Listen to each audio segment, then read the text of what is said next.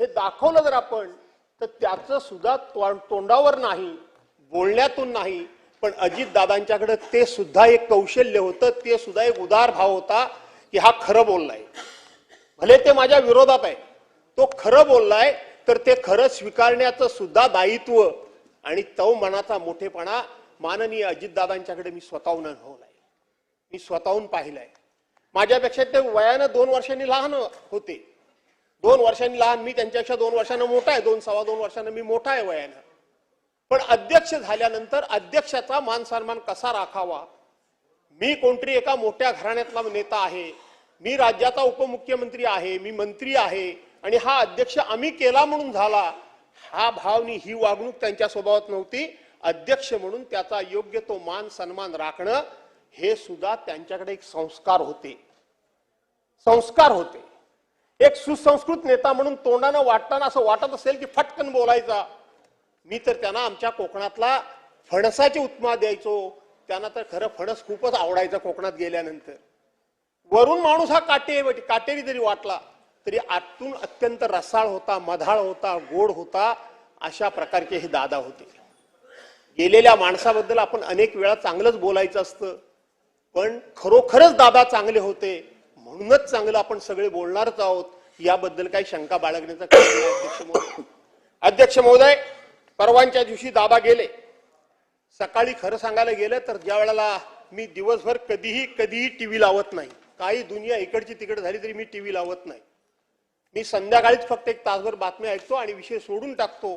सकाळी मात्र जेवढी वर्तमानपत्र वाचता येतील तेवढी मात्र वाचून काढायची. पण हल्ली वर्तमानपत्र सुद्धा 8 वाजल्याशिवाय येत नाहीत, त्यामुळे ती सुद्धा वाचणं हल्ली कमी झालंय. पण माझा मुलगा विक्रांत धावत आला, त्यांनी बघितलं, पप्पा टीव्ही लावा. बोलो काय झालं? दादांच्या, माझ्या अंगावर काटा आला, दादांच्या विमानाचा ऍक्सिडेंट झाला. अरे बोलो काय बोलतोयस काय, कुठे झाला? नाही म्हणाला, फार काहीतरी गंभीर घडलंय, तुम्ही ताबडतोब टीव्ही लावा. मी टीव्ही लावला. त्याच वेळेला बातमी सुरू झाली होती की विमानातली साहीच्या साही माणसं या ठिकाणी दगावल्याची शक्यता आहे, अत्यवस्था आहेत, वाचल्याची शक्यता कमी. पुन्हा ती 10 मिनिटाकरता बातमी बदलली, पुन्हा ती बातमी कन्फर्म झाली आणि दाखवायला लागली. मी ताबडतोब त्या दिवशी अध्यक्ष महोदय बारामतीमध्ये पोहोचलो. त्या दिवशी मी बारामती होतो, दुसऱ्या दिवशी बारामतीमध्ये मी होतो. संपूर्ण कुटुंबीय, पवार कुटुंबियांना या ठिकाणी मी त्यावेळेला भेटलो. अध्यक्ष महोदय, खरं तर माझा हा भाषणाचा शेवटचा मुद्दा होता, परंतु हातामध्ये कागद घेऊन बोलणं माझी अडचण होते म्हणून तो ओघाने मी आला म्हणून सांगतो. यात मुख्यमंत्री महोदय, मी आज तुमची मुलाखत वाचली, रोज वाचतोय. सीबीआय मार्फत चौकशी करा, सीआयडी मार्फत चौकशी करा, डीसीजीए मार्फत चौकशी करा, काय कशी चौकशी करा ती करा, पण महाराष्ट्राच्या मनामध्ये संशय आहे. महाराष्ट्राच्या सर्वसामान्य माणसाच्या जनतेला दादांचा अपघात झाला हे मन मानायला तयार नाही, तुमचंही मानायला तयार नाही आणि माझंही मानायला तयार नाही. कुठेतरी घातपात झालाय असंच वाटतं. काय झालं काय नाही झालं हे चौकशी अंती बाहेर येईल. इथं आमचे सदस्य रोहित पवार त्या संदर्भामध्ये भांडतायत, पण ते भांडत असताना दुसरी एक चर्चा घडते, ही चर्चा घडू नये म्हणून हा मुद्दा मी उपस्थित करतोय की त्या दिवशी पवार साहेबांनी सांगितलं की हा घातपात नाही, हा अपघातच होता, म्हणून रोहित पवार वेगळं बोलतात आणि पवार साहेब वेगळं बोलतात असा त्याचा अर्थ लागता कामा नये. का तर त्या दिवशी ते बारामतीतलं मी दृश्य बघितलं. अख्खा महाराष्ट्र बारामतीकडे त्या ठिकाणी लोटला होता. माणसं ओळखणारी अनेक असतात आणि ते प्रत्येकाच्या मनामध्ये एक संपूर्णपणे चीड होती. कुठेतरी काहीतरी वाईट घडलंय, कुठेतरी ही दुर्घटना घडली की घडवली गेली अशा पद्धतीचा संशय प्रत्येकाच्या मनामध्ये होता. पवार साहेबांसारखा एक अनुभवी माणूस की कोणत्या वेळेला कोणतं स्टेटमेंट करायचं हे त्यांना माहित होतं. तो स्टेटमेंट करतानाची पवार साहेबांची तुम्ही ती छबी समोर आणा. पवार साहेबांनी हातामध्ये कागद घेतला होता, मान खाली होती आणि एकच वाक्य फक्त ते बोलले की हा घातपात नाही, हा अपघात आहे. का बोलले, कशा करता बोलले? एक जर बारामतीमध्ये दादा जर ठिणगी पडली असती, एक ठिणगी पडली असती तर अख्खा महाराष्ट्र त्या ठिणगीनं होरपळून निघाला असता, होरपळून निघाला असता. पुऱ्या महाराष्ट्रामध्ये हे लोण पोचलं असतं आणि सरकारने कितीही ताकद लावली आणि कुणीही लावली तरी त्याला कंट्रोल करणं हे कोणालाही शक्य झालं नसतं. म्हणून त्यावेळचं पवार साहेबांचं स्टेटमेंट माझ्यासारख्या कार्यकर्त्याला अत्यंत समयोचित वाटतं. मी त्याच्यावर कधी भाष्य केलं नाही, पण आज हे भाष्य करणं मला उचित वाटतं. आणि म्हणून रोहित पवार आणि शरद पवार साहेब मांडतात ही भूमिका विसंगत नाही, तर त्या वेळची परिस्थिती आपण नजरेसमोर आणली पाहिजे. आणि म्हणून दादांचा घात झाला की अपघात झाला हे मुख्यमंत्री महोदय शोधून काढा. यापेक्षा मी या विषयावर काही जास्त भाष्य करू इच्छित नाही. अध्यक्ष महोदय, दादा म्हणजे संपूर्ण महाराष्ट्राचा आधारवड होता. प्रत्येकाला दादा म्हणजे एक आधार वाटत होता. तो पक्ष कुठला आहे, ती जात कुठली आहे, तो धर्म कुठला आहे, तो पंथ कुठला आहे, त्यांच्या बाजूचा आहे की त्यांच्या विरोधात आहे, त्यांच्यावर आरोप केला की त्यांच्यावर टीका केली, त्यांना दोष दिला की काय केलं, याचा विचार न करता काम जर करून घ्यायचं असेल तर दादांच्या दालनात जावं. अशा पद्धतीचा विचार आणि सर्वसामान्य माणसाला, गरजू माणसाला आधार वाटणारा आधारवड म्हणजे अजितदादा होता. आज हा महाराष्ट्राचा आधारवड कोसळून पडला. आज हा महाराष्ट्राचा आधारवड उलमळून पडला. कधी पडला? अध्यक्ष महोदय, ब्रह्मकमळ हे रात्रीचं उगवतं. रात्रीच्या 12 वाजता ब्रह्मकमळ उगवतं. पण महाराष्ट्राच्या राजकारणामध्ये अजितदादा पवार नावाचं ब्रह्मकमळ अगदी मध्यानीला उगवलं होतं, उमललं होतं. मध्यानीला उमललं होतं. दुपारच्या 12-1 वाजण्याच्या सुमारास उमललं होतं. तेजानं तळपत होतं. कुणाची नजर लागली माहित नाही, पण हे उमललेलं ब्रह्मकमळ असंच त्या ठिकाणी करपून त्या ठिकाणी नाश पावलं. नाश के झपावलं. हे केवळ पवार कुटुंबियांचं नुकसान झालं नाही, त्यांच्या पक्षाचं नुकसान झालं नाही, तर समस्त माझ्या महाराष्ट्राचं नुकसान झालं. समस्त माझ्या महाराष्ट्राचं नुकसान झालं. आणि म्हणून महाराष्ट्र माझ्यापेक्षा मोठा आहे असं सातत्यानं मांडणारे दादा आज आपल्यामध्ये नाहीत. आणि म्हणून या सभागृहामध्ये आपण यापूर्वी प्रस्ताव मांडत असताना या राज्याचे माजी मुख्यमंत्री कैलासवासी विलासराव देशमुखांना सुद्धा आपण श्रद्धांजली अर्पण केलेली आहे. मुख्यमंत्री महोदय, माजी मुख्यमंत्री मनोहर जोशींना सुद्धा श्रद्धांजली अर्पण केलेली आहे. त्याचबरोबर माजी अध्यक्ष दत्ताजी नलावडेंना देखील श्रद्धांजली अर्पण केलेली आहे. आणि माजी उपमुख्यमंत्री गोपीनाथराव मुंडेंना देखील आपण या सभागृहामध्ये श्रद्धांजली अर्पण केलेली आहे. आणि आर पाटलांचा शोक प्रस्ताव सुद्धा या सभागृहामध्ये येऊन गेलाय आणि आपण त्या शोक प्रस्तावामध्ये सगळे सामील झालेले होते. शेवटी सर्वांचं जीवन, सर्वांचं आयुष्य समानच आहे, पण तरी देखील दादांचा शोक प्रस्ताव हा माझ्या दृष्टीने खूप निराळा आहे. आणि म्हणून आपण सर्वांनी दादांना या ठिकाणी स्वतंत्र अशा पद्धतीची जी श्रद्धांजली अर्पण करण्याचा कार्यक्रम या ठिकाणी केलात. या इथं सुनेत्रा वहिनी बसलेल्या असायच्या. आज सकाळपासून त्यांच्या डोळ्याला डोळा, तसे त्यांचे आमचे घरगुती संबंध आहेत. मी त्यांच्या पूर्वीपासून त्या माझ्या ओळखीच्या, मी त्यांच्या ओळखीच्या, मी त्यांच्या घरी जाऊन जेवण खाऊन करून आलेलो आहे. पण माऊलीच्या डोळ्याला डोळा देण्याचं माझं धाडस होत नाहीये. पण आता इथं समोर बसलेले दादा दिसणार नाहीत.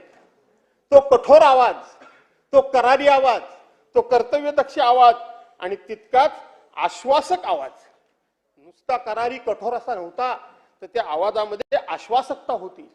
एकदा बोलायला उभे राहिले, पण नंतर हा आवाज थोडासा कातर होत गेला होता असा मला एक संशय आला. 2022 साली ते सत्तेमध्ये सामील झाले आणि सामील झाल्यानंतर मला नेहमीप्रमाणे जेवणाचा निरोप आला. मी जेवायला गेलो आणि जाताना मी माझे कागद घेऊन गेलो.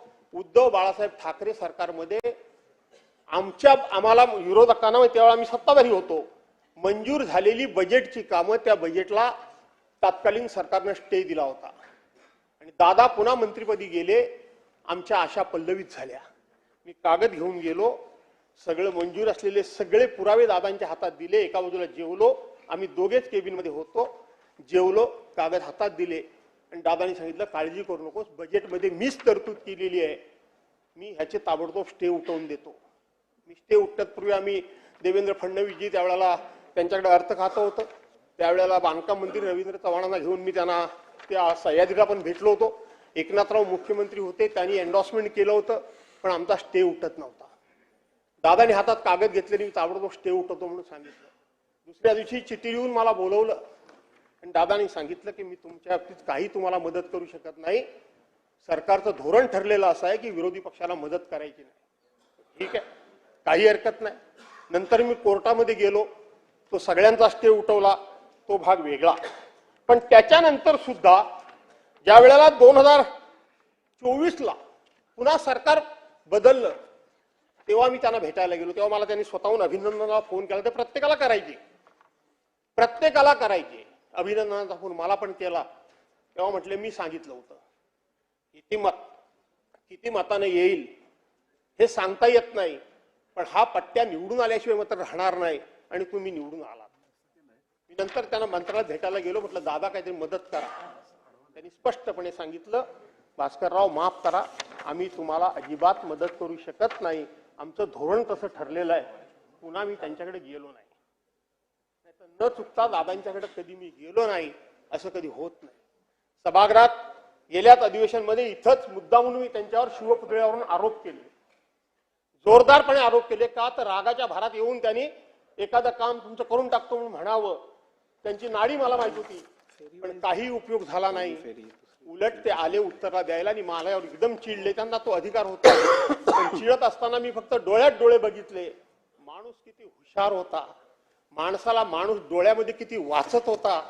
त्यांच्या एका क्षणात लक्षात आलं की ह्यांनी आपल्यावर आरोप केलेले नाहीत, तर हे काम व्हावं म्हणून हा राजकीय खेळ यांनी खेळलेला आहे.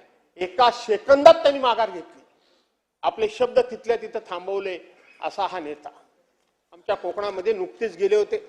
छत्रपती संभाजी महाराजांचं स्मारक कसबा इथे संगमेश्वर तालुक्यामध्ये बांधण्याकरता म्हणून मुख्यमंत्री महोदय त्यांनी खूप सगळी टीम घेऊन गेले. उन्हा तानातून फिरले, वर खाली नाचले. तिथं गेल्यानंतर त्या मधमाशा, त्यांना प्रचंड प्रमाणामध्ये त्या मधमाशांचा त्रास झाला. मला वाटतं अनेक कामं तुम्ही त्यांची पूर्ण करणार आहात. त्याच्यामध्ये हे छत्रपती संभाजी महाराजांचं स्मारक हे आमचं वैयक्तिक कोणाचं काही काम नाहीये, कोकणाचं आहे, ते आपण पुरं करावं. अशा प्रकारची मी आपल्याला विनंती करतो. दादांबद्दल सांगत असताना त्यांना अनेक प्रकारे छळलं. त्यांच्या शब्दाचा अन्वय अर्थ काढून, वेगळा अर्थ काढून मी काही त्यांच्यावर हे सांगतो नाही, पण थोडस विकास कामांच्या योजना, सरकारी योजना, विकास कामं याच्यावर महाराष्ट्रामध्ये बोलायचं झालं तर दादांचा कोणी हात धरू शकत नव्हता. पण राजकीय कोणावर टीका टिप्पणी करायचं म्हटलं की थोडं कुठेतरी ते नेहमी फसायचे. राजकीय टीका टिप्पणी करण्यामध्ये, शब्दामध्ये कुठेतरी फसायचे आणि मग त्या शब्दाला धरूनच सगळे त्यांना चारी बाजूनं त्यांच्यावर उगाच आरोप करत असायचे. आणि म्हणून दादा कधी कधी शब्दात फसत होते, परंतु तितकेच मागे घ्यायची त्यांची तयारी असायची. त्यांना तोही त्रास झालेला मी त्या ठिकाणी बघितलेला आहे. हल्लीच एका IPS अधिकाऱ्याला त्यांनी नुसता फोन लावला. IPS अधिकाऱ्याचं पोलीसचं काम आणि ते काम होतं महसूल विभागाचं. माती खणत होता म्हणून तिथं IPS अधिकारी गेली. आपल्या कार्यकर्त्यांनी फोन केल्यानंतर फोन करावा लागतो आणि मग ते IPS अधिकारीचा एवढा रुबाब. आणि आम्ही राज्यकर्ते सगळ्याच पक्षाचे आमचे, आम्ही दादांना घेरण्याचा प्रयत्न केला. माझ्या पक्षाच्या वतीनं पण टीका झाली, मी नाही म्हणणार नाही. सगळ्यांनीच टीका केली की दादा मुख्यमंत्री झाले म्हणून काय झालं, त्यांचे कार्यकर्ते असे झाले म्हणून काय झालं. अरे त्या IPS अधिकाऱ्याचं काम आहे काय? त्या ठिकाणी जाऊन कोण माती उत्खनन करत असेल तर त्याला अटक करणं, त्याला दम देणं, ते महसूल विभागाचं काम आहे, ते तहसीलदाराचं काम आहे, ते प्रांताचं काम आहे. आणि ही गेली का ती कशाला सिव्हिल ड्रेसवर? जेव्हा चारी बाजूने दादांवर टीका व्हायला लागली, मी स्वतःहून स्टेटमेंट दिलं. कोण IPS अधिकारी? काय समजते उपमुख्यमंत्र्यांबद्दल एवढं बोलते ती? तिला कोणी अधिकार दिला? कोणी असले म्हणून काय झालं? ती तिच्या खात्याच्या बाहेर जाऊच कशी शकते? वगैरे वगैरे माझ्या पद्धतीने मी स्टेटमेंट दिलं. बावनकुळे साहेब, दादांचा मला रात्री फोन आला 11:30-12 वाजता की भास्करराव तुमचं मी स्टेटमेंट बघितलं, पण आता हा विषय वाढवू नका, मी ते थांबवायचं ठरवलंय.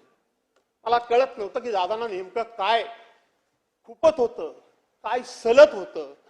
हा माणूस इतका कसा काय हळवा व्हायला लागला की हे वाढवू नका, हे करू नका, ते करू नका, ते करू नका. असे दादा कसे काय होऊ शकतात? अशा प्रकारचा विचार हा माझ्या मनामध्ये सुद्धा आला. आणि म्हणून बांधवांनो, भगिनींनो, किती बोलाल तेवढं भरपूरच आहे. एक किस्सा माझ्या आयुष्यातला सांगावा की न सांगावा असा सारखा मनामध्ये आहे, पण मला वाटतं तो सांगावा. चुकला तर तो माझा काढून टाका रेकॉर्डमधून. 2006 साली पक्षानं मला, राष्ट्रवादी काँग्रेस पक्षानं मला विधान परिषदेची उमेदवारी दिली आणि दादानी मला देवगिरीला मुख्यमंत्री महोदय भेटायला बोलवलं. मला वेळ झाला, दादा वरती निघून गेले होते, वरती रूम मध्ये. त्यांनी फोन लावला ऑपरेटरने, तुम्हाला किती वाजता बोलावला होता? तुम्हाला माहित आहे त्यांची बोलण्याची पद्धत. म्हटलं दादा उशीर झाला. बरोबर, ठीक आहे, ती तुम्हाला काय वस्तू ठेवली ती घेऊन जा. त्यांनी मला वस्तू जी ठेवली होती राधाकृष्ण विखे साहेब, ते माझ्या निवडणुकीकरता 25 लाखाची मदत मला ठेवली होती. मी 1974 सालापासून व्यवसायात आहे. इतके वेळा आमदार झालो, पण 25 लाख रुपये आयुष्यात एकत्र कधीच बघितले नव्हते. एकत्र 25 लाख माझ्या आयुष्यामध्ये मी पहिल्यांदा त्या दिवशी बघितले. आणि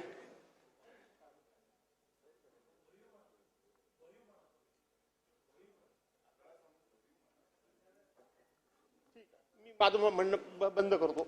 ठीक आहे.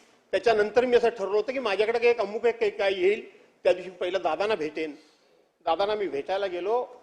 दादानी त्याच्यामध्ये भर टाकून मला परत पाठवलं. घेणं सोडाच, पण त्याच्यामध्ये भर टाकून मला सन्मानानं परत पाठवलं. असा हा नेता, आज हा नेता आपल्या सर्वांच्या मधून निघून गेला.